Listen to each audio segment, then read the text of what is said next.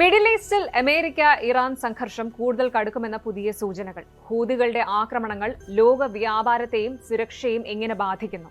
സൗദിയുടെ ന്യൂക്ലിയർ പദ്ധതിയെ ചുറ്റുപറ്റിയുള്ള പുതിയ ആശങ്കകൾ. പിന്നെ യൂറോപ്പിൽ കാട്ടുതീയെ നേരിടാൻ സ്പെയിൻ പരീക്ഷിക്കുന്ന ഒരു വ്യത്യസ്തമായ നാച്ചുറൽ സൊല്യൂഷൻ. രാഷ്ട്രീയം, പ്രതിരോധം, സാമ്പത്തികം, ടെക്നോളജി, പരിസ്ഥിതി, ഇതെല്ലാം ഒരുമിച്ച് ബന്ധിക്കുന്ന പ്രധാന ഇന്റർനാഷണൽ അപ്ഡേറ്റ്സ് ആണ് ഇന്ന് നമ്മൾ നോക്കുന്നത്. വെൽക്കം ടു ലോക. നമ്മൾ കേൾക്കാൻ ഏറ്റവും പേടിച്ചിരുന്ന ആ വാർത്ത ഒടുവിൽ പുറത്തു വന്നിരിക്കുന്നു. ക്രൂഡ് ഓയിൽ വില ബാരലിന് $100 കടന്നു. വെറും ഒരു അക്കത്തിന്റെ കളിയല്ല ഇത്. പെർഷ്യൻ ഗൾഫിലും ചെങ്കടലിലും ഒരേ സമയം അമേരിക്കയും ഇറാനും തമ്മിൽ കത്തിപ്പടരുന്ന യുദ്ധസമാനമായ സാഹചര്യമാണ് ഇതിന് കാരണം. ലോകത്തെ ഏറ്റവും വലിയ 2 എണ്ണപ്പാതകൾ ഒരേ സമയം അടയ്ക്കപ്പെട്ടാൽ പിന്നെ എന്താണ് സംഭവിക്കുന്നത്? നാളെ നമ്മുടെ ബൈക്കിലും കാറിലും അടിക്കുന്ന ഇന്ധനത്തിന്റെ വില എവിടെയെത്തും? നിത്യോപയോഗ സാധനങ്ങളും അരിക്കും വരെ വില കയറാൻ പോവുകയാണ്. ലോക സമ്പദ് വ്യവസ്ഥയെ മുഴുവൻ കുലുക്കാൻ കഴിയുന്ന ഒരു വാർണിംഗ് സിഗ്നൽ കൂടിയാണ് ഈ ഒരു വാർത്ത. കഴിഞ്ഞ 2 മാസമായിട്ട് കുറച്ച് സ്ഥിരതയിലായിരുന്ന ബ്രെന്റ് ക്രൂഡ് വില വീണ്ടും കുതിച്ചുയർന്ന് ഒരു ബാരലിന് $100 പിന്നിട്ടിരിക്കുകയാണ്. ഈ വർധനവിന്റെ പ്രധാന കാരണം അമേരിക്കയും ഇറാനും തമ്മിലുള്ള സംഘർഷം പുതിയ ഘട്ടത്തിലേക്ക് കടന്നതാണ്. അതോടൊപ്പം റെഡ് സീയിലും ബാബൽ മന്ദബിലും ഹൂതി ആക്രമണങ്ങൾ ശക്തമായതോടെ ലോകത്തെ പ്രധാന എണ്ണ ഗതാഗത പാതകൾ തന്നെ ഭീഷണിയിലായിരിക്കുകയാണ്. ലോകത്തിലെ കടൽമാർഗം കൊണ്ടുപോകുന്ന എണ്ണയുടെ വലിയൊരു വിഹിതം മിഡിൽ ഈസ്റ്റിലെ ഹോർമുസ് സ്ട്രെയ്റ്റ് വഴിയാണ് കടന്നു പോകുന്നത്. അതിന് പകരമുള്ള പ്രധാന റൂട്ടായ ബാബൽ മന്ദബിലും ആക്രമണങ്ങൾ കൂടിയതോടെ 2 പ്രധാന ഓയിൽ കോറിഡോഴ്സും ഒരേ സമയം അപകടത്തിലാണ് എന്ന ആശങ്കയാണ് വിപണിയെ പിടിച്ചുകുലുക്കുന്നത്. അതുകൊണ്ടാണ് ട്രേഡേഴ്സ് എണ്ണ വാങ്ങാൻ മത്സരിക്കുകയും വില അതിവേഗം ഉയരുകയും ചെയ്തത്. ചുരുക്കത്തിൽ പറഞ്ഞാൽ, എണ്ണ കൊണ്ടുപോകാനുള്ള ലോകത്തിലെ ഏറ്റവും പ്രധാനപ്പെട്ട 2 കടൽ കവാടങ്ങളും ഒരേ സമയം ബ്ലോക്കായ അവസ്ഥയിലാണ്. ഇതിനു മുൻപ് ലോക ചരിത്രത്തിൽ ഇങ്ങനെയൊരു സാഹചര്യം ഉണ്ടായിട്ടില്ല. ഇതോടെ വാഷിംഗ്ടണും തെഹ്റാനും തമ്മിൽ വാക്കേറ്റവും സൈനിക നീക്കങ്ങളും പുതിയൊരു തലത്തിലേക്ക് കടന്നിരിക്കുകയാണ്. US പ്രസിഡന്റ് ഡൊണാൾഡ് ട്രംപ് നൽകിയ മുന്നറിയിപ്പ് വളരെ രൂക്ഷമാണ്. ഹൂതികൾ നടത്തുന്ന ഓരോ ആക്രമണത്തിനും ബാധ്യസ്ഥൻ ഇറാനാണ്. ഇതിന് കടുത്ത സൈനിക ശിക്ഷ നൽകുമെന്ന് ട്രംപ് പരസ്യമായിട്ട് പ്രഖ്യാപിച്ചു. അതോടൊപ്പം ഹോർമുസ് കടലിടുക്കിൽ ഏതെങ്കിലും കപ്പലിന് നേരെ ആക്രമണം ഉണ്ടായാൽ ഇറാനിലെ ഓരോ പാലവും പവർ പ്ലാന്റും തകർക്കുമെന്നും അമേരിക്ക ഭീഷണിപ്പെടുത്തുന്നു. കൂടാതെ അമേരിക്ക പിടിച്ചുവെച്ചിട്ടുള്ള ഇറാന്റെ ഫണ്ടുകളിൽ നിന്ന് കപ്പലുകൾക്കുണ്ടാകുന്ന നഷ്ടപരിഹാരം ഈടാക്കുമെന്നും ട്രംപ് വ്യക്തമാക്കിയിട്ടുണ്ട്. പക്ഷേ സാമ്പത്തിക രംഗത്തെയും ഷിപ്പിംഗ് രംഗത്തെയും കാര്യങ്ങളൊന്നും നോക്കൂ. ആക്രമണ ഭീഷണി ഉയർന്നതോടെ ചെങ്കടലിലൂടെ പോകുന്ന കപ്പലുകളുടെ ഇൻഷുറൻസ് റേറ്റ്സ് 10 മുതൽ 15 ഇരട്ടി വരെയാണ് പെട്ടെന്ന് ഉയർന്നത്. റൂട്ടുകൾ മാറ്റിയോടിക്കാൻ ഷിപ്പിംഗ് കമ്പനികൾ നിർബന്ധിതരായി. ഉദാഹരണത്തിന്, സൗദിയുടെ പടിഞ്ഞാറൻ തീരത്തുള്ള യാൻബു പോർട്ടിൽ നിന്ന് ഇന്ത്യയിലേക്ക് എണ്ണ എത്തിക്കാൻ സാധാരണ 8 ദിവസമാണ് എടുത്തിരുന്നതെങ്കിൽ ഇപ്പോൾ ആഫ്രിക്ക ചുറ്റി വരണമെങ്കിൽ 39 ദിവസത്തോളം സമയം വേണം. ചിന്തിച്ചു നോക്കൂ, 8 ദിവസത്തെ യാത്ര 39 ദിവസമായിട്ട് മാറുമ്പോൾ ഉണ്ടാകുന്ന ഫ്ലൈറ്റ് ചാർജും സമയ നഷ്ടവും എണ്ണവിലയെ എവിടെ കൊണ്ട് ചെന്ന് നിർത്തുമെന്നുള്ളത്. ഇപ്പോൾ എല്ലാവരും ചോദിക്കുന്ന ഒരു ചോദ്യം ഇതാണ്: $100 എന്നത് ഇത്ര വലിയ വാർത്തയാണോ എന്നുള്ളത്. അതെ, കാരണം ഇതൊരു സൈക്കോളജിക്കൽ ബാരിയർ കൂടിയാണ്. $100 കടക്കുമ്പോൾ വിപണിയിൽ പാനിക് ബൈയിങ് കൂടും. ഷിപ്പിംഗ് കോസ്റ്റ് ഉയരും, ഇൻഷുറൻസ് പ്രീമിയം ഉയരും, ട്രാൻസ്പോർട്ട് ചെലവ് കൂടും. ഒടുവിൽ ഭക്ഷണ സാധനങ്ങൾ മുതൽ വിമാന ടിക്കറ്റ് വരെ വില ഉയരാൻ സാധ്യതയുണ്ട്.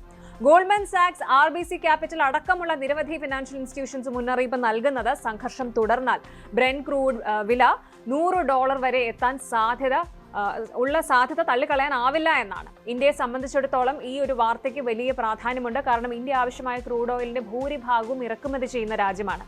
അതുകൊണ്ട് അന്താരാഷ്ട്ര വിപണിയിൽ എണ്ണവില ഉയർന്നാൽ അതിന്റെ ആഘാതം രൂപയുടെ മൂല്യത്തിലും ഇറക്കുമതി ബില്ലിലും സർക്കാർ ചെലവിലും ഒടുവിൽ പെട്രോൾ ഡീസൽ വിലയിലും പ്രതിഫലിക്കാം. എണ്ണവില ഉയരുമ്പോൾ എയർലൈൻസിന്റെ ഫ്യൂവൽ ബില്ല് കൂടും, റോഡ് ട്രാൻസ്പോർട്ട് ചെലവ് ഉയരും, ഫാക്ടറീസിന്റെ പ്രൊഡക്ഷൻ കോസ്റ്റ് ഉയരും. അതിന്റെ ഫലം സൂപ്പർമാർക്കറ്റിലുള്ള പല സാധനങ്ങളുടെയും വില കൂടാനുള്ള സാധ്യതയാണ്. അതായത് ഒരു ബാരൽ ഓയിലിന്റെ വില ഉയരുന്നത് ഒടുവിൽ നിങ്ങളുടെ കുടുംബ ബജറ്റിലേക്കാണ് എത്തുന്നത്. ഇപ്പോൾ വിപണിയിൽ മറ്റൊരു വലിയ ആശങ്കയുമുണ്ട്. ഹൂതി ആക്രമണങ്ങൾ കാരണം സൗദി ഓയിൽ ടാങ്കേഴ്സ് പോലും സുരക്ഷിതമല്ല എന്ന സന്ദേശമാണ് പുറത്തു വന്നിരിക്കുന്നത്.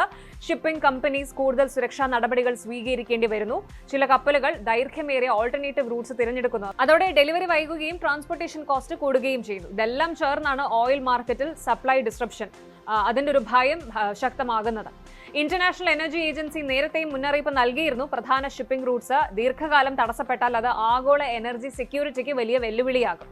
ഇപ്പോൾ മാർക്കറ്റിൽ നടക്കുന്നത് യഥാർത്ഥ ഷോർട്ടേജ് അല്ല, പക്ഷേ ഷോർട്ടേജ് വരുമോ എന്ന ഭയമാണ്. ഫിനാൻഷ്യൽ മാർക്കറ്റിൽ പലപ്പോഴും ഭയമാണ് വിലയെ നിയന്ത്രിക്കുന്നത്.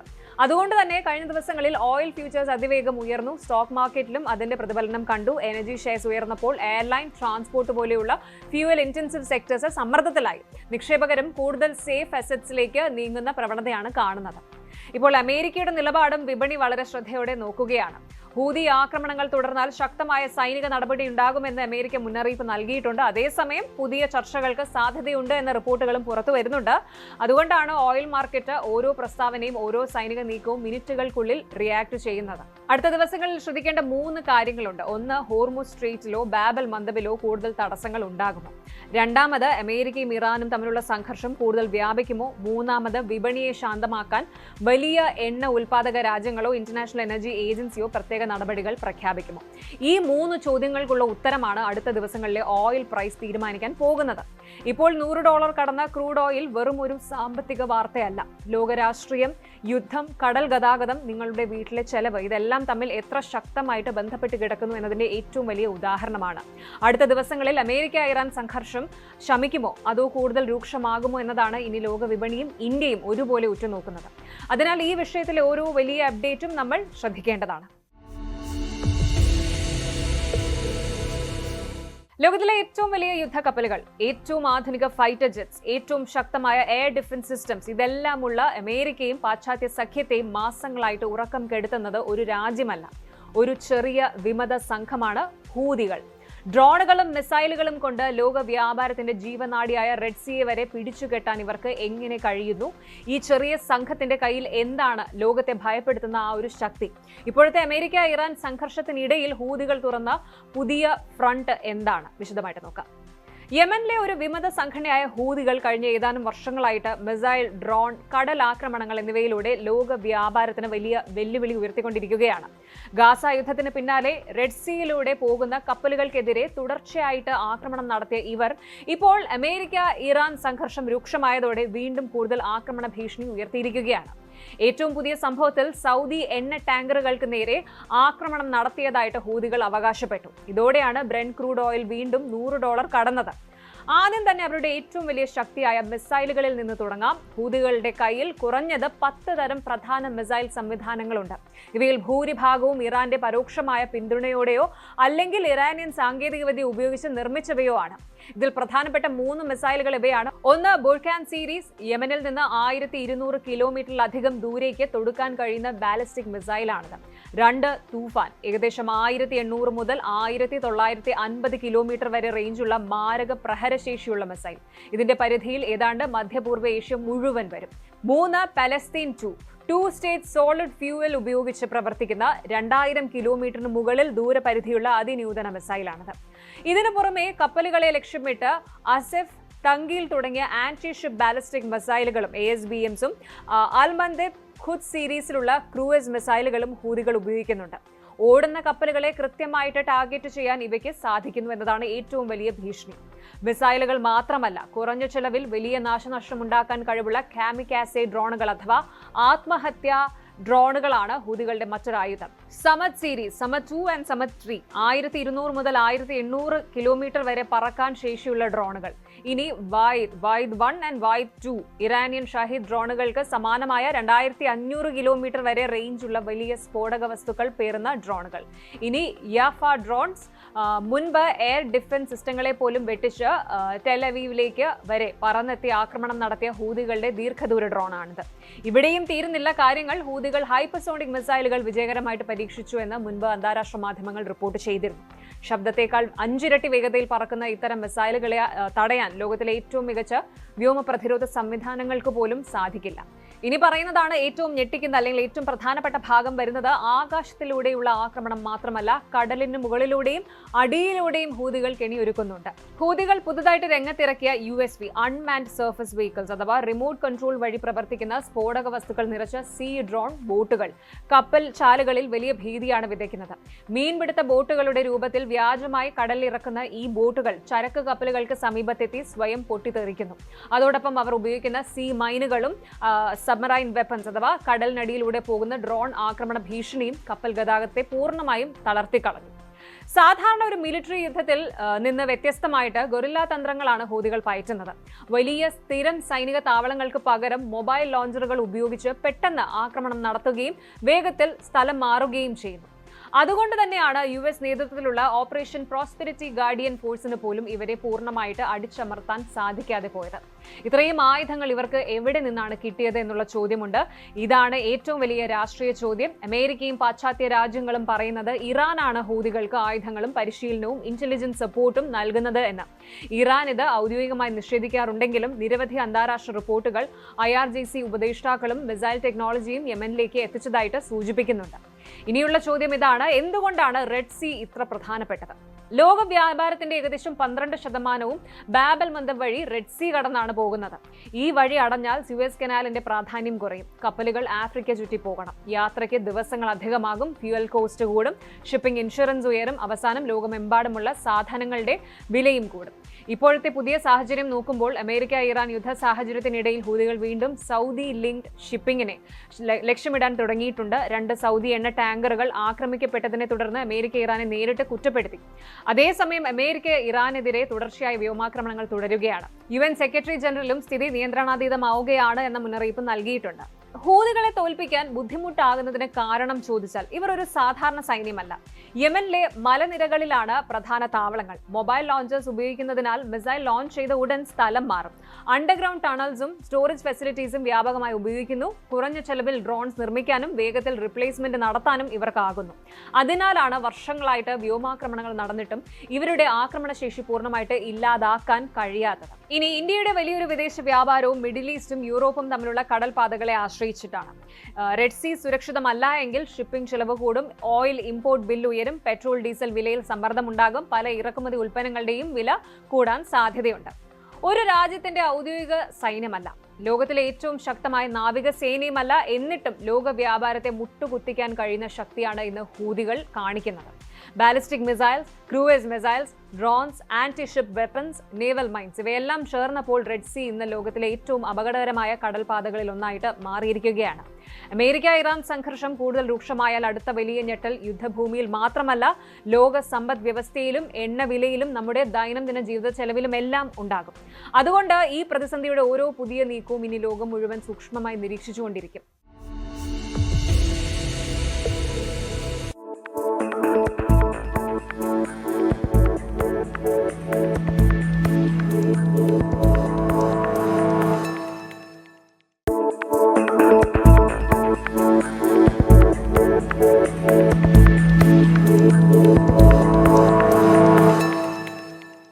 ഇന്ത്യൻ സാമ്പത്തിക രംഗവും ഭരണനിർവഹണ സംവിധാനങ്ങളും ഡിജിറ്റൽ യുഗത്തിന്റെ അടുത്ത ഘട്ടത്തിലേക്ക് ചുവടുവെക്കുകയാണ്. ഓരോ ധനകാര്യ വർഷത്തിന്റെയും പകുതി അടയാളപ്പെടുത്തുന്ന ജൂലൈ മാസം സാധാരണയായി പുതിയ സാമ്പത്തിക അച്ചടക്കങ്ങളുടെയും പരിഷ്കാരങ്ങളുടെയും തുടക്കമാകാറുണ്ട്. ഈ വർഷവും അതിൽ ഒട്ടും കുറവല്ല. രാജ്യത്തെ സാധാരണക്കാരായ സാധാരണ പൗരന്മാർ മുതൽ വൻകിട നികുതിദായകർ വരെയും നിത്യേന UPI ഇടപാടുകൾ നടത്തുന്നവർ മുതൽ ഇന്ത്യൻ റെയിൽവേയിൽ യാത്ര ചെയ്യുന്നവർ വരെയും അറിഞ്ഞിരിക്കേണ്ട വിപ്ലവകരമായ നിരവധി മാറ്റങ്ങളാണ് ജൂലൈ 1 മുതൽ രാജ്യത്ത് പ്രാബല്യത്തിൽ വരുന്നത്. ഈ പരിഷ്കാരങ്ങൾ കേവലം ഒരു ചുവപ്പ് നാട മാറ്റമല്ല, മറിച്ച് രാജ്യത്തെ സാമ്പത്തിക വ്യവസ്ഥയിൽ സുതാര്യത ഉറപ്പാക്കാനും സാമ്പത്തിക തട്ടിപ്പുകൾ തടയാനും ലക്ഷ്യമിട്ടിട്ടുള്ള ദീർഘവീക്ഷണത്തോടെയുള്ള നീക്കങ്ങളാണ്. നമ്മുടെ പണമിടപാടുകളെയും ഔദ്യോഗിക രേഖകളെയും നേരിട്ട് സ്വാധീനിക്കുന്ന ഈ പുതിയ മാറ്റങ്ങളുടെ ആഴവും പരപ്പും നമുക്ക് വ്യക്തമായി മനസ്സിലാക്കാം. വരും ദിവസങ്ങളിൽ സാമ്പത്തിക നഷ്ടങ്ങളും നിയമക്കുരുക്കുകളും ഒഴിവാക്കാൻ ഇത് നമ്മളെ സഹായിക്കും. വ്യക്തികളുടെ സാമ്പത്തിക അടയാളമായി നിലകൊള്ളുന്ന പെർമനന്റ് അക്കൗണ്ട് നമ്പർ അഥവാ പാൻ കാർഡ് സ്വന്തമാക്കുന്നതിനുള്ള നടപടിക്രമങ്ങളിൽ വലിയ മാറ്റങ്ങളാണ് വന്നിരിക്കുന്നത്. ജൂലൈ 1 മുതൽ പുതിയ പാൻ കാർഡിനായി അപേക്ഷിക്കുന്ന ഏതൊരു വ്യക്തിക്കും ആധാർ കാർഡ് പൂർണ്ണമായും നിർബന്ധമാക്കിയിരിക്കുകയാണ്. മുൻകാലങ്ങളിൽ മറ്റ് ഔദ്യോഗിക രേഖകൾ ഉപയോഗിച്ച് പാൻ കാർഡ് അപേക്ഷകൾ സമർപ്പിക്കാൻ സാധിച്ചിരുന്നുവെങ്കിൽ ഇനി മുതൽ അതിന് സാധ്യതയില്ല. നികുതി വെട്ടിപ്പുകൾ തടയുന്നതിനും ഒരേ വ്യക്തി തന്നെ ഒന്നിലധികം പാൻ കാർഡുകൾ കൈവശം വെച്ച് നടത്തുന്ന സാമ്പത്തിക ക്രമക്കേടുകൾ പൂർണ്ണമായി ഇല്ലാതാക്കുന്നതിനുമാണ് സർക്കാർ ഈ കടുത്ത തീരുമാനം കൈക്കൊണ്ടിരിക്കുന്നത്. ആധാർ വിവരങ്ങളുമായി പൂർണ്ണമായി പൊരുത്തപ്പെടുന്ന അപേക്ഷകൾ മാത്രമേ ഇനി മുതൽ സ്വീകരിക്കപ്പെടുകയുള്ളൂ. ഈ പുതിയ പരിഷ്കാരത്തിൽ ഏറ്റവും ശ്രദ്ധിക്കേണ്ട കാര്യം പേരുകളിലും മറ്റ് വ്യക്തിഗത വിവരങ്ങളിലുമുള്ള കൃത്യതയാണ്. അപേക്ഷകന്റെ പേര്, ജനനത്തീയതി, ലിംഗഭേദം എന്നിവ ആധാർ കാർഡിൽ ചെങ്കടലിലെ യുദ്ധകളത്തിൽ അമേരിക്കൻ പ്രസിഡന്റ് ഡൊണാൾഡ് ട്രംപ് ഇട്ട ഏറ്റവും പുതിയ ബോംബ് വാർത്തയാണ് ഇപ്പോൾ ചർച്ച. ചെങ്കടലിലും ഗൾഫ് മേഖലയിലും ഹൂതി വിമതരും ഇറാനും ചേർന്ന് കപ്പലുകൾക്കുണ്ടാക്കുന്ന ഭീമമായ നഷ്ടം ഇനി ആര് നികത്തും? ട്രംപ് അതിനൊരു വഴി കണ്ടെത്തി കഴിഞ്ഞു. ട്രംപ് ട്രൂത്ത് സോഷ്യലിൽ പങ്കുവച്ച പ്രഖ്യാപനം ഇതാണ്: ഇനി മുതൽ ഞങ്ങളുടെ കയ്യിലുള്ള ഞങ്ങൾ തടഞ്ഞു വച്ചിരിക്കുന്ന ഇറാനിന്റെ കോടിക്കണക്കിന് ഡോളറിന്റെ സമ്പാദ്യത്തിൽ നിന്നായിരിക്കും ഓരോ കപ്പലിന്റെയും ചരക്കിന്റെയും നഷ്ടപരിഹാരം ഈടാക്കുന്നത്. അതെ, ഹൂതികൾ തൊടുക്കുന്ന ഓരോ മിസൈലിനും തകരുന്ന ഓരോ ഓയിൽ ടാങ്കറിനും ഇനി ബില്ലടയ്ക്കാൻ പോകുന്നത് ഇറാനാണ്. ട്രംപിന്റെ ഈ ഒരൊറ്റ നീക്കം അമേരിക്ക ഇറാൻ പോരാട്ടത്തെ എങ്ങോട്ടാണ് എത്തിക്കാൻ പോകുന്നത് കാണാം. ട്രംപ് പറഞ്ഞത് കൃത്യമായിട്ട് മനസ്സിലാക്കണമെങ്കിൽ അദ്ദേഹത്തിന്റെ വാക്കുകൾ തന്നെ നോക്കണം. ട്രംപ് കുറിച്ചത് ഇങ്ങനെയാണ്: ഇതൊരു ഔദ്യോഗിക അറിയിപ്പായിട്ട് കരുതുക. ഇനി മുതൽ ഗൾഫിലും ചെങ്കടലിലും ആക്രമിക്കപ്പെടുന്ന കപ്പലുകൾക്കോ ചരക്കുകൾക്കോ ഉണ്ടാകുന്ന ഏതൊരു നഷ്ടവും അമേരിക്കയുടെ കൈവശമുള്ള ഇറാന്റെ പണത്തിൽ നിന്നും മാത്രം ഈടാക്കും. സാങ്ഷൻസിന്റെ ഭാഗമായിട്ട് അമേരിക്കയുടെ ബാങ്കുകളിലും US കൺട്രോളിലുമുള്ള ഇറാന്റെ ശതകോടിക്കണക്കിന് ഡോളറിന്റെ സ്വത്തുക്കളും ഫണ്ടുകളും മരവിപ്പിച്ചിട്ടിരിക്കുകയാണ്. സാധാരണ ഈ പണം അന്താരാഷ്ട്ര നിയമം അനുസരിച്ച് അങ്ങനെ തൊടാൻ കഴിയില്ല. എന്നാൽ ഇറാൻ നടത്തുന്ന ഈ പ്രോക്സി ആക്രമണങ്ങൾക്ക് നഷ്ടപരിഹാരമായിട്ട് ഈ പണം നേരിട്ട് പിടിച്ചെടുക്കുമെന്നാണ് ട്രംപിന്റെ ഭീഷണി. പെട്ടെന്ന് ട്രംപ് ഇങ്ങനെ ഒരു പ്രഖ്യാപനവുമായി വരാൻ കാരണം എന്താണ്? കാരണം മറ്റൊന്നുമല്ല, വ്യാഴാഴ്ച രാത്രി ചെങ്കടലിൽ സൗദി അറേബ്യയുടെ 2 കൂറ്റൻ ഓയിൽ ടാങ്കറുകൾക്ക് നേരെ യമനിലെ ഹൂതികൾ നടത്തിയ മാരകമായ ഡ്രോൺ മിസൈൽ ആക്രമണമാണ്. എൻസീലിയ, ലൈല എന്നീ ടാങ്കറുകളെയാണ് ഹൂതികൾ ലക്ഷ്യമിട്ടത്. അതിൽ ഒരു ടാങ്കറിന് തീ പിടിക്കുകയും ചെയ്തിട്ടുണ്ട്. ഹൂതികൾ സൗദിക്കെതിരെ ഉപരോധം പ്രഖ്യാപിച്ചതിന് പിന്നാലെയാണ് ഈ സംഭവം. കഴിഞ്ഞൊരു വർഷമായിട്ട് ഹൂതികൾ മാന്യമായി പെരുമാറുകയായിരുന്നുവെന്നും എന്നാൽ വീണ്ടും ആക്രമണം തുടങ്ങിയതോടെ അവർക്ക് വലിയ വില നൽകേണ്ടി വരുമെന്നും ട്രംപ് മുന്നറിയിപ്പ് നൽകി. ഹൂതികൾ ചെയ്യുന്നത് ഇറാന്റെ പ്രേരണ കൊണ്ടാണ് എന്നും അതുകൊണ്ട് ഇറാന് തന്നെയാണ് ഇതിന്റെ പൂർണ്ണ ഉത്തരവാദിത്തം എന്നും ട്രംപ് വ്യക്തമാക്കി. ഇതിന് വലിയ സൈനിക തിരിച്ചടി നൽകുമെന്നാണ് അമേരിക്കയുടെ മുന്നറിയിപ്പ്. സാമ്പത്തികമായി തളർത്തുന്നത് കൂടാതെ സൈനികമായും ഇറാന്റെ നട്ടലൊടിക്കാൻ അമേരിക്ക പദ്ധതിയിടുന്നുണ്ട്. ഹോർമുസ് കടലിടുക്കിലൂടെ പോകുന്ന ഏതെങ്കിലും കപ്പലിന് നേരെ ഇറാൻ ഒരു ഡ്രോണോ മിസൈലോ അയച്ചാൽ പകരം ഇറാനിലെ ഒരു പ്രധാന പാലമോ പവർ പ്ലാന്റോ ബോംബിട്ട് തകർക്കുമെന്നാണ് ട്രംപ് അറിയിച്ചിരിക്കുന്നത്. ടെഹ്റാനിലെ അടിസ്ഥാന സൗകര്യങ്ങൾ വരെ ഇതിൽ പെടുമെന്ന് ട്രംപ് ഭീഷണിപ്പെടുത്തി. മറുപടിയായിട്ട് ഇറാന്റെ വിദേശകാര്യമന്ത്രി അബ്ബാസ് അരക്ചി തിരിച്ചടിച്ചു: ഞങ്ങളുടെ അടിസ്ഥാന സൗകര്യങ്ങൾക്ക് നേരെ കൈവച്ചാൽ ഗൾഫിലുള്ള അമേരിക്കൻ സൈനിക താവളങ്ങളെയും സഖ്യരാഷ്ട്രങ്ങളുടെ സാമ്പത്തിക കേന്ദ്രങ്ങളെയും തകർത്ത് കളയും. ചുരുക്കത്തിൽ വാദപ്രതിവാദങ്ങൾ മാറി ഇതൊരു നേരിട്ടുള്ള സാമ്പത്തിക സൈനിക മഹായുദ്ധത്തിലേക്ക് വഴിമാറുകയാണ്. കപ്പലുകൾക്ക് കേടുപാട് വരുത്തിയാൽ ഇറാന്റെ ബാങ്ക് അക്കൗണ്ടിൽ നിന്ന് പണമെടുക്കുമെന്ന ട്രംപിന്റെ ഈ നീക്കം ഒരു മാസ്റ്റർ സ്ട്രോക്ക് ആണോ? അതോ പ്രകോപിതരായ ഇറാൻ കൂടുതൽ കടുപ്പമുള്ള ആക്രമണങ്ങളിലേക്ക് കടക്കുമോ? ഇതിനോടകം തന്നെ ക്രൂഡ് ഓയിൽ വില $100 കടന്ന് കുതിക്കുകയാണ്. ആഗോള കപ്പൽ ഗതാഗതം തടസ്സപ്പെടുന്നത് ഇന്ത്യ അടക്കമുള്ള രാജ്യങ്ങളിൽ വലിയ വിലക്കയറ്റത്തിന് കാരണമാകും. ഒരു ഹൂതി മിസൈൽ, അതിന് മറുപടിയായി ട്രംപിന്റെ ഒരു വലിയ മുന്നറിയിപ്പ്. ഇനി യുദ്ധം വെറും മിസൈലുകളും ഡ്രോണുകളും തമ്മിലുള്ള പോരാട്ടമല്ല. സാമ്പത്തിക സമ്മർദ്ദവും ഉപരോധവും അന്താരാഷ്ട്ര നിയമവും എല്ലാം ചേർന്ന പുതിയ ഘട്ടത്തിലേക്കാണ് ഈ സംഘർഷം കടക്കുന്നത്. ഹൂതികളുടെ ഓരോ ആക്രമണത്തിനും ഇറാനെ നേരിട്ട് ഉത്തരവാദിയാക്കുമെന്ന അമേരിക്കയുടെ പ്രഖ്യാപനം പശ്ചിമേഷ്യയിലെ സംഘർഷത്തെ കൂടുതൽ അപകടകരമാക്കുമോ അതോ എതിരാളികളെ പിന്തിരിപ്പിക്കുമോ എന്നതാണ് ഇനി ലോകം ഉറ്റുനോക്കുന്നത്. കാട്ടുതീ അണയ്ക്കാൻ എന്തൊക്കെ വേണം? Helicopter, drone, satellite, artificial intelligence, fire engine, ഇതായിരിക്കും നമ്മുടെ ഉത്തരം. പക്ഷേ സ്പെയിൻ പറയുന്നത് മറ്റൊന്നാണ്: ഞങ്ങൾക്ക് അതിനേക്കാൾ നല്ല ഫയർ ഫൈറ്റേഴ്സ് ഉണ്ട്, കഴുതകൾ. കേൾക്കുമ്പോൾ തമാശ പോലെ തോന്നാം, പക്ഷേ ഇന്ന് യൂറോപ്പ് മുഴുവൻ ശ്രദ്ധിക്കുന്നത് ഈ ഡോങ്കി ഫയർ ഫൈറ്റേഴ്സ് പദ്ധതിയെയാണ്. എങ്ങനെ ഒരു സാധാരണ കഴുത കാട്ടുതീ തടയാൻ സഹായിക്കും? എന്തുകൊണ്ടാണ് ലോകം വീണ്ടും 100 കണക്കിന് വർഷം പഴക്കമുള്ള ഒരു രീതിയിലേക്ക് മടങ്ങുന്നത്? ഹെലികോപ്റ്ററുകൾക്കും വലിയ യന്ത്രങ്ങൾക്കും ചെല്ലാൻ പറ്റാത്ത ഭൂപ്രദേശങ്ങളിൽ ഈ കഴുതകൾ എങ്ങനെയാണ് കാട്ടുതീക്ക് തടയിടുന്നത് പരിശോധിക്കാം. കാട്ടുതീ പ്രതിരോധിക്കാൻ ഡ്രോണുകളും സാറ്റലൈറ്റുകളും AI ക്യാമറകളും ഉപയോഗിക്കുന്ന ഈ 21ാം നൂറ്റാണ്ടിൽ യൂറോപ്പിലെ ഒരു രാജ്യം തങ്ങളുടെ ഏറ്റവും വലിയ കാട്ടുതീ ഭീഷണിയെ ചെറുക്കാനായിട്ട് തിരഞ്ഞെടുത്തിരിക്കുന്നത് സാധാരണ നമ്മൾ മണ്ടന്മാർ എന്ന് വിളിച്ച് കളിയാക്കാറുള്ള കഴുതകളെയാണ്. അതെ, സ്പെയിൻ ഇപ്പോൾ വൻതോതിൽ കാട്ടുതീ തടയാൻ കഴുതപ്പടയെ രംഗത്തിറക്കിയിരിക്കുകയാണ്. ക്ലൈമറ്റ് ചേഞ്ച് മൂലം തെക്കൻ യൂറോപ്പിൽ, പ്രത്യേകിച്ച് സ്പെയിനിൽ വേനൽക്കാലത്ത് കാട്ടുതീ ഉണ്ടാകുന്നത് പതിവാണ്. ആയിരക്കണക്കിന് ഹെക്ടർ വനമാണ് ഓരോ വർഷവും കത്തിച്ചാമ്പലാകുന്നത്. കാട്ടുതീ പടരാൻ പ്രധാന കാരണം വനത്തിനുള്ളിൽ അടിഞ്ഞുകൂടുന്ന ഉണങ്ങിയ പുല്ലുകൾ, കാട്ടുപൊന്തകൾ, ചെറിയ മുൾച്ചെടികൾ എന്നിവയാണ്. വേനലിൽ ഇവ ഉണങ്ങി തീപിടിക്കുന്ന ഇന്ധനമായിട്ട് മാറും. ഒരു ചെറിയ തീപ്പൊരി വീണാൽ പോലും കാട് മുഴുവൻ കത്തിയമരും. ഇതിനൊരു പരിഹാരമായിട്ട് സ്പെയിനിലെ പരിസ്ഥിതി പ്രവർത്തകരും എൽഎസ്നോ പോലെയുള്ള സംഘടനകളും ചേർന്ന് മുന്നോട്ട് വെച്ച പദ്ധതിയാണ് പ്രിവെന്റീവ് ഗ്രേസിംഗ് അല്ലെങ്കിൽ ബയോമോവിംഗ്. അതായത് തീ പിടിക്കാൻ സാധ്യതയുള്ള സുപ്രധാന കാട്ടുപാതകളിൽ കഴുതകളെ അഴിച്ചുവിടും. അവ ഉണങ്ങിയ ചെടികളും മുള്ളുകളും കാട്ടുപൊന്തകളും വയറ് നിറയെ തിന്നു തീർക്കും. അങ്ങനെ തീ പടരാനുള്ള ഫ്യൂവൽ വനത്തിൽ നിന്ന് പൂർണ്ണമായും അപ്രത്യക്ഷമാകുന്നു. നിങ്ങൾ ചിന്തിച്ചേക്കാം, ഉണങ്ങിയ പുല്ല് തിന്നാനാണെങ്കിൽ ആടുകളെയോ പശുക്കളെയോ ഉപയോഗിച്ചാൽ പോരെ, എന്തിന് കഴുതകളെ തന്നെ വേണമെന്ന്. അവിടെയാണ് കഴുതകളുടെ ചില പ്രത്യേകതകൾ എഞ്ചിനീയർമാരെ പോലും ഞെട്ടിക്കുന്നത്. ആദ്യം എന്തും ദഹിപ്പിക്കാനുള്ള, ഡൈജസ്റ്റ് ചെയ്യാനുള്ള ആ ഒരു ശേഷിയാണ്. ആടുകളും പശുക്കളും മൃദുവായ പുല്ലുകൾ മാത്രമേ തിന്നുകയുള്ളൂ. എന്നാൽ കഴുതകൾ അങ്ങനെയല്ല. മറ്റ് മൃഗങ്ങൾ തൊടാത്ത വള്ളിപ്പടർപ്പുകൾ, കാട്ടുമുള്ളുകൾ, ഉണങ്ങിയ മരത്തോലുകൾ എന്നിവയെല്ലാം കഴുതകൾ ആർത്തിയോടെ തിന്നു തീർക്കും. കഴുതകളുടെ മറ്റൊരു പ്രത്യേകത അവയുടെ ഭാരം. ആടുകളെയോ ചെമ്മരിയാടുകളെയോ ഒക്കെ അപേക്ഷിച്ച് കഴുതകൾക്ക് കൂടുതൽ ഭാരമുണ്ട്. അവ നടക്കുമ്പോൾ നിലത്ത് കിടക്കുന്ന ഉണങ്ങിയ ഇലകളും പുല്ലും ചവിട്ടി അമർത്തുന്നു. അതോടെ നിലത്ത് കട്ടയായിട്ട് കിടക്കുന്ന ജ്വലനശേഷിയുള്ള പാളികൾ പൊളിഞ്ഞു പോകുന്നു. ഇതും തീ അതിവേഗം പടരാനുള്ള സാധ്യത കുറയ്ക്കുന്നു. ഇനി വലിയ ഹെലികോപ്റ്റേഴ്സിനോ ഫയർ എഞ്ചിൻസിനോ എന്തിനേറെ ആധുനിക യന്ത്രങ്ങൾക്കോ എത്തിപ്പെടാൻ കഴിയാത്ത കുത്തനെയുള്ള മലനിരകളിൽ കഴുതകൾ വളരെ എളുപ്പത്തിൽ കയറി ചെല്ലും. അടുത്തത് ഹൈടെക് ഡ്രോണുകൾക്കോ ബുൾഡോസറുകൾക്കോ ലക്ഷക്കണക്കിന് രൂപയും ഇന്ധനവും വേണം. കഴുതകൾക്ക് ₹1 പോലും ഇന്ധന ചെലവില്ല. യന്ത്രങ്ങൾ ഉപയോഗിച്ച് പുല്ല് ചെത്തുമ്പോൾ മണ്ണ് ഇളകിപ്പോകും. എന്നാൽ കഴുതകൾ പുല്ല് മേയുമ്പോൾ വേരുകൾ കേടുവരാതെ സംരക്ഷിക്കപ്പെടുന്നു. ഇത് മണ്ണൊലിപ്പ് തടയും. ഈ പ്രൊജക്ട് കാട്ടുതീ തടയുക എന്ന് മാത്രമല്ല, മറ്റൊരു വലിയ ജീവകാരുണ്യ ദൗത്യം കൂടി നിർവഹിക്കുന്നുണ്ട്. സ്പെയിനിലെ പാരമ്പര്യ കഴുത ഇനമായിട്ടുള്ള ആന്റലൂസിയൻ ഡോങ്കി ഒരു കാലത്ത് വംശനാശത്തിന്റെ വക്കീലായിരുന്നു. ട്രാക്ടറുകളും യന്ത്രങ്ങളും വന്നതോടെ കർഷകർ കഴുതകളെ ഉപേക്ഷിച്ചു. അങ്ങനെ പട്ടിണിയിലായ ഇവരുടെ എണ്ണം കുത്തനെ കുറഞ്ഞു. എന്നാൽ ഈ ഒരു ഫയർ ഫൈറ്റിംഗ് പ്രൊജക്ട് വന്നതോടെ ഈ കഴുതകൾക്ക് പുതിയൊരു ജോലിയും സംരക്ഷണവും ലഭിച്ചിരിക്കുകയാണ്. പ്രാദേശിക കർഷകർക്ക് ഇവയെ പരിപാലിക്കുന്നതിലൂടെ വരുമാനം ലഭിക്കുന്നു. വംശനാശ ഭീഷണി നേരിടുന്ന ഈ ജീവിവർഗം വൻതോതിൽ സംരക്ഷിക്കപ്പെടുന്നു. ചുരുക്കത്തിൽ പറഞ്ഞാൽ വനം സംരക്ഷണം പ്ലസ് ജീവിവർഗ സംരക്ഷണം, ഒരു വെടിക്ക് 2 പക്ഷി. സ്പെയിനിലെ ഈ വിജയകരമായ മാതൃക ഇപ്പോൾ ലോകത്തെ മറ്റു രാജ്യങ്ങളും ശ്രദ്ധിച്ചു തുടങ്ങിയിട്ടുണ്ട്.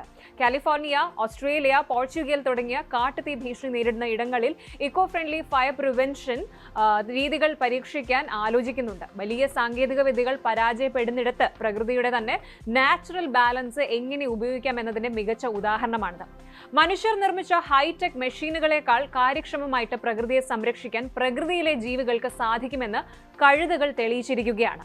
ലോകം ആർട്ടിഫിഷ്യൽ ഇന്റലിജൻസിലേക്ക് ഓടുമ്പോൾ ഡ്രോണുകളും റോബോട്ടുകളും വാഴുന്ന ഈ ഒരു ലോകത്ത് സ്പെയിൻ തിരിഞ്ഞു നോക്കിയത് സ്വന്തം ഗ്രാമീണ പാരമ്പര്യത്തെയാണ്. ചിലപ്പോൾ ഏറ്റവും വലിയ ഇന്നോവേഷൻ പുതിയ ടെക്നോളജി അല്ല, മറന്നുപോയ ഒരു പഴയ ആശയത്തെ വീണ്ടും ജീവിപ്പിക്കുന്നതിലായിരിക്കും. ഇന്ന് ആ ജോലി ചെയ്യുന്നത് ഒരു ഡ്രോൺ അല്ല, ഒരു കഴുതയാണ്.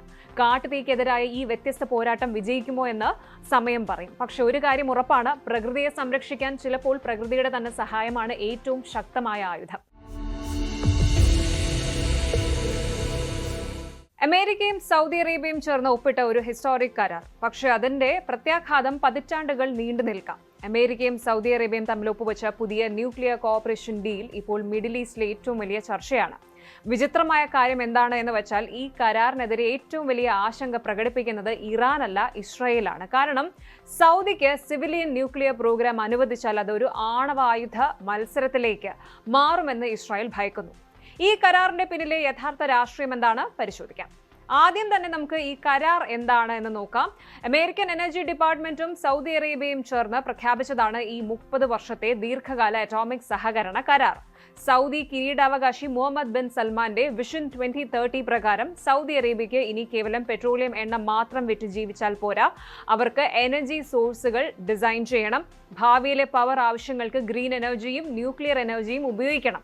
ഇതിന് അമേരിക്കൻ ന്യൂക്ലിയർ റിയാക്ടറുകളും സാങ്കേതിക വിദ്യയും സൗദിക്ക് നൽകാനാണ് വൈറ്റ് ഹൗസ് തയ്യാറായിരിക്കുന്നത്. ചൈനയോ റഷ്യയോ സൗദിയിൽ വന്ന് അറ്റോമിക് റിയാക്ടറുകൾ കെട്ടുന്നത് തടയുക, അതേസമയം ബില്യൺ കണക്കിന് ഡോളറിന്റെ US ബിസിനസ് ഉറപ്പാക്കുക, ഇതൊക്കെയാണ് ട്രംപ് ഭരണകൂടത്തിന്റെ ലക്ഷ്യം. പക്ഷേ ഇവിടുത്തെ യഥാർത്ഥ ക്യാച്ച്, ഇവിടുത്തെ യഥാർത്ഥ വില്ലൻ വരുന്നത് മറ്റൊരു പോയിന്റിലാണ്. സാധാരണയായിട്ട് ഒരു രാജ്യത്തിന് സിവിൽ ന്യൂക്ലിയർ ടെക്നോളജി കൊടുക്കുമ്പോൾ അതിൽ യുറേനിയം എൻറിച്ച് ചെയ്യാനുള്ള അഥവാ സമ്പുഷ്ടീകരിക്കാനുള്ള അനുവാദം കൊടുക്കാറില്ല. കാരണം യുറേനിയം 3 മുതൽ 5% വരെ എൻറിച്ച് ചെയ്താൽ അത് വൈദ്യുതി ഉണ്ടാക്കാൻ ഉപയോഗിക്കാം. എന്നാൽ അത് 90% വരെ എൻറിച്ച് ചെയ്താൽ ആറ്റം ബോംബ് ഉണ്ടാക്കാം. സൗദിയിൽ അവരുടെ സ്വന്തം മണ്ണിൽ തന്നെ യുറേനിയം എൻറിച്ച് ചെയ്യാനുള്ള ലൂപ്പ് ഹോളുകൾ അല്ലെങ്കിൽ വഴികൾ ഈ കരാറിലുണ്ടോ എന്ന വലിയ സംശയമാണ് ഇപ്പോൾ ആഗോളതലത്തിൽ ഉയർന്നു നിൽക്കുന്നത്. ഇനി ഈ വിഷയത്തിൽ ഇസ്രായേൽ എങ്ങനെ പ്രതികരിക്കുന്നുവെന്ന് നോക്കാം. നിലവിൽ മിഡിൽ ഈസ്റ്റിൽ ഔദ്യോഗികമായിട്ട് പ്രഖ്യാപിച്ചിട്ടില്ല എങ്കിലും അണു ആയുധ ശേഷിയുള്ള ഏക രാജ്യം ഇസ്രായേൽ ആണ് എന്നാണ് പൊതുവെ കരുതപ്പെടുന്നത്. അതിലൂടെ ലഭിക്കുന്ന ഒരു അൺമാച്ച്ഡ് മിലിറ്ററി സുപ്പീരിയോറിറ്റി, അതായത് സൈനികമായ മേൽക്കോയ്മ, ഇത് ഇസ്രായേലിനുണ്ട്. എന്നാൽ സൗദി അറേബ്യയ്ക്ക് കൂടി അറ്റോമിക് സാങ്കേതിക വിദ്യ കിട്ടുന്നതോടെ തങ്ങളുടെ സെക്യൂരിറ്റി റിസ്കിലാകുമെന്ന് അവർ കരുതുന്നു. ഇസ്രായേലിലെ മുൻ പ്രൈം മിനിസ്റ്ററായ നഫ്താലി ബെനറ്റ് വളരെ രൂക്ഷമായ ഭാഷയിലാണ് ഈ കരാറിനെ വിമർശിച്ചത്. അദ്ദേഹം പറഞ്ഞത് ഇങ്ങനെയാണ്: ഇസ്രായേലിന്റെ തലയ്ക്ക് മുകളിലൂടെ അമേരിക്ക സൗദിയുമായിട്ടുണ്ടാക്കുന്ന ഈ ഒരു ന്യൂക്ലിയർ കരാർ നമ്മുടെ രാജ്യത്തിന്റെ സുരക്ഷയെ അപകടത്തിലാക്കുന്ന വൺ സ്ട്രാറ്റജിക് ഫെയിലിയർ ആണ്. സൗദി മണ്ണിൽ യുറേനിയം എൻറിച്ച് ചെയ്യാൻ അനുവാദം കൊടുത്താൽ അത് മിഡിൽ ഈസ്റ്റിൽ ആർക്കും നിയന്ത്രിക്കാൻ കഴിയാത്ത ഒരു ഡേഞ്ചറസ് അണുവായുധ മത്സരത്തിന് വഴിവെക്കും. മറ്റൊരു പ്രമുഖ ഇസ്രായേലി നേതാവായ അബെഗ്ദോർ ലിബർമാൻ പറഞ്ഞത് സൗദിയുടെ ഈ സിവിൽ പദ്ധതി ഒടുവിൽ അണുബോംബിൽ കൊണ്ടേ അവസാനിക്കൂ എന്നാണ്. ഇസ്രായേൽ ഉടൻ തന്നെ അമേരിക്കൻ കോൺഗ്രസിനെ സമീപിച്ച് ഈ ഡീൽ ബ്ലോക്ക് ചെയ്യണം എന്നും ഇവർ ആവശ്യപ്പെടുന്നുണ്ട്. ഇവിടുത്തെ മറ്റൊരു പ്രധാന കാര്യം, അല്ലെങ്കിൽ രസകരമായ കാര്യം, ഇസ്രായേൽ പ്രധാനമന്ത്രി ബെന്യാമിൻ നെതന്യാഹു ഇതിനോട് ഇതുവരെ ഔദ്യോഗികമായിട്ട് കടുപ്പിച്ച് പ്രതികരിച്ചിട്ടില്ല. നെതന്യാഹുവിന്റെ മൗനം ഇസ്രായേലിനുള്ളിൽ തന്നെ വലിയ വിമർശനത്തിന് കാരണമാകുന്നുമുണ്ട്. പക്ഷേ കഥ അവിടെയും തീരുന്നില്ല. ഈ വാർത്ത പുറത്തു വന്നതിന് തൊട്ടു പിന്നാലെ അമേരിക്കൻ പ്രസിഡന്റ് ഡൊണാൾഡ് ട്രംപ് ഈ വിഷയത്തിൽ അപ്രതീക്ഷിതമായ ഒരു ട്വിസ്റ്റ് കൂടി കൊണ്ടുവന്നിരിക്കുകയാണ്. കരാർ ഒപ്പിട്ട് കഴിഞ്ഞ ശേഷം ട്രംപ് തന്റെ സോഷ്യൽ മീഡിയയിൽ ഒരു പുതിയ കണ്ടീഷൻ അഥവാ ഉപാധി വെച്ചു. സൗദി അറേബ്യയ്ക്ക് ഈ ന്യൂക്ലിയർ ഡീല് പൂർണ്ണമായിട്ട് നടപ്പിലാക്കണമെങ്കിൽ അവർ ഇസ്രായേലുമായിട്ട് നയതന്ത്ര ബന്ധം സ്ഥാപിക്കണം. അതായത് എബ്രഹാം അക്കോർഡ്സിൽ സൗദി ഒപ്പുവെക്കണം. സൗദി ഇസ്രായേലുമായിട്ട് സമാധാന കരാറിൽ ഒപ്പുവച്ചില്ല എങ്കിൽ ഈ ഡീല് ക്യാൻസൽ ചെയ്യുമെന്ന് White House press secretary Karoline ലെവിറ്റും വ്യക്തമാക്കി. ഇത് കേട്ടതോടെ ഇസ്രായേൽ ആശ്വാസ നെടുവീർപ്പ് ഇട്ടുവെങ്കിലും സൗദി അറേബ്യ പെട്ടിരിക്കുകയാണ്. കാരണം സൗദിയുടെ നിലപാട് പണ്ടേ വ്യക്തമാണ്: പലസ്തീൻ എന്നൊരു സ്വതന്ത്ര രാജ്യം രൂപീകരിക്കാത്ത പക്ഷം ഞങ്ങൾ ഇസ്രായേലുമായിട്ട് യാതൊരു കരാറിനുമില്ല. ഇനി ഇതിന്റെ മറ്റൊരു വശം നോക്കാം, Iran. Saudi Arabia nuclear power ആകാൻ പോകുന്നു എന്ന് അറിഞ്ഞതോടെ ഇറാനിലെ നേതാക്കളും പ്രതികരിച്ചു തുടങ്ങിയിട്ടുണ്ട്. സൗദി അറേബ്യയ്ക്ക് അണുശക്തി ആകാമെങ്കിൽ മേഖലയിൽ സ്വാഭാവികമായും ഒരു ന്യൂക്ലിയർ മത്സരം വരും. അപ്പോൾ ഞങ്ങൾക്ക് കൂടുതൽ സ്വാതന്ത്ര്യത്തോടെ കാര്യങ്ങൾ ചെയ്യാമെന്നാണ് ഇറാന്റെ ആഭ്യന്തര മന്ത്രാലയം തുറന്നടിച്ചത്. മാത്രമല്ല, നാളെ ഈജിപ്തോ തുർക്കിയോ ഒക്കെ ഇതേ ആവശ്യം ഉന്നയിച്ച് രംഗത്തെത്തിയാൽ അത് അത്ഭുതപ്പെടാനുമില്ല. ഈ കരാർ ശരിക്കും മിഡിൽ ഈസ്റ്റിന് ശുദ്ധമായ ഊർജ്ജത്തിന്റെ പുതിയ വാതിൽ തുറക്കുമോ, അതോ ഒരു പുതിയ ന്യൂക്ലിയർ ആംസ് റേസിന്റെ ആദ്യ അധ്യായമാകുമോ? ഇപ്പോൾ ഇതിന് വ്യക്തമായ ഉത്തരമില്ല. പക്ഷെ ഒരു കാര്യം വ്യക്തമാണ്: ഇന്നത്തെ ചർച്ച ഒരു ന്യൂക്ലിയർ റിയാക്ടറിനെ കുറിച്ചല്ല, നാളത്തെ മിഡിൽ ഈസ്റ്റിൽ ശക്തിയുടെ ബാലൻസ് ആരുടെ കയ്യിലായിരിക്കുമെന്ന ചോദ്യത്തെക്കുറിച്ചാണ്. അതുകൊണ്ട് തന്നെ ഈ കരാറിനെ ലോകം ഒരു എനർജി ഡീലായിട്ട് മാത്രം കാണുന്നില്ല, വരാനിരിക്കുന്ന പതിറ്റാണ്ടുകളെ നിർണ്ണയിക്കാൻ സാധ്യതയുള്ള ഒരു ജിയോ പൊളിറ്റിക്കൽ ടേണിംഗ് പോയിന്റ് ആയിട്ടാണ് കാണുന്നത്. പശ്ചിമേഷ്യയിലെ യുദ്ധഭീതിയും എണ്ണവില വർധനവും വലിയ പ്രതിസന്ധികൾ സൃഷ്ടിക്കുന്നുണ്ടെങ്കിലും ചരിത്രം പരിശോധിച്ചാൽ പ്രതിസന്ധികളിൽ നിന്ന് അതിവേഗം തിരിച്ചുവന്ന പാരമ്പര്യമാണ് ലോക സമ്പദ് വ്യവസ്ഥയ്ക്കുള്ളത്. മുൻപും ഇത്തരം സാമ്പത്തിക വെല്ലുവിളികൾ ഉണ്ടായപ്പോൾ ശക്തമായ നയതന്ത്ര ഇടപെടലുകളിലൂടെ രാജ്യാന്തര സമൂഹം അതിനെ മറികടന്നിട്ടുണ്ട്. സാങ്കേതിക വിദ്യയുടെ തളർച്ചയിൽ സ്പെയിനിലെ കഴുതകൾ പ്രകൃതിയെ സംരക്ഷിക്കാൻ വഴികാട്ടിയായതുപോലെ മനുഷ്യരാശിയും തങ്ങളുടെ കഴിവും കൂട്ടായ്മയും ഉപയോഗിച്ച് ഈ യുദ്ധപ്രതിസന്ധിക്ക് ഉടൻ തന്നെ ഒരു ശാശ്വത പരിഹാരവും സമാധാനവും കൊണ്ടുവരുമെന്ന് നമുക്ക് പ്രത്യാശിക്കാം. Good night.